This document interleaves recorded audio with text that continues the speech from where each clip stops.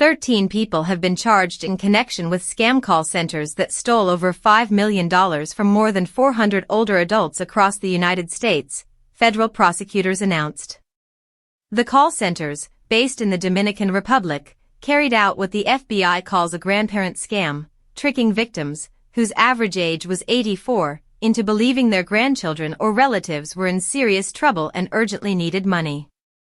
Prosecutors say the scammers convinced victims to hand over their life savings under false pretenses. 9 of the suspects are in custody, while 2 remain at large in the United States and 2 in the Dominican Republic. Charges include conspiracy to commit mail and wire fraud and money laundering conspiracy, with convictions carrying potential decades-long prison sentences. 1 defendant has already pleaded guilty. Dominican authorities, working with U.S. agencies, said the arrests followed a 2-year investigation.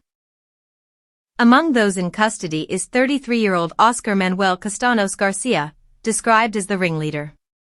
He allegedly directed callers to follow scripts that persuaded victims to believe a loved one was calling from jail after a car accident and needed bail money. His call centers operated from homes in Santiago de los Caballeros and Puerto Plata. Scripts instructed victims to keep the situation secret and ended with "I love you" before hanging up. Investigators say the scammers used the dark web to gather personal details on their targets. The schemes involved multiple roles, including openers who made first contact, closers who demanded payment, and runners who collected cash and laundered it back to the Dominican Republic. Operators even kept scoreboards tracking how much money each team earned. Some victims were called repeatedly with escalating demands, sometimes involving fabricated tragedies.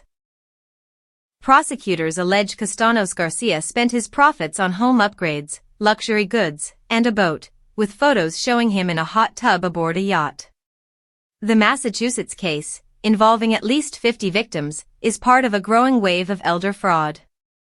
The FBI reported that older Americans lost nearly $4.9 billion to fraud in the past year, a 43% increase from the year before. Officials warn that older adults are often targeted because they tend to be more trusting and less likely to report scams.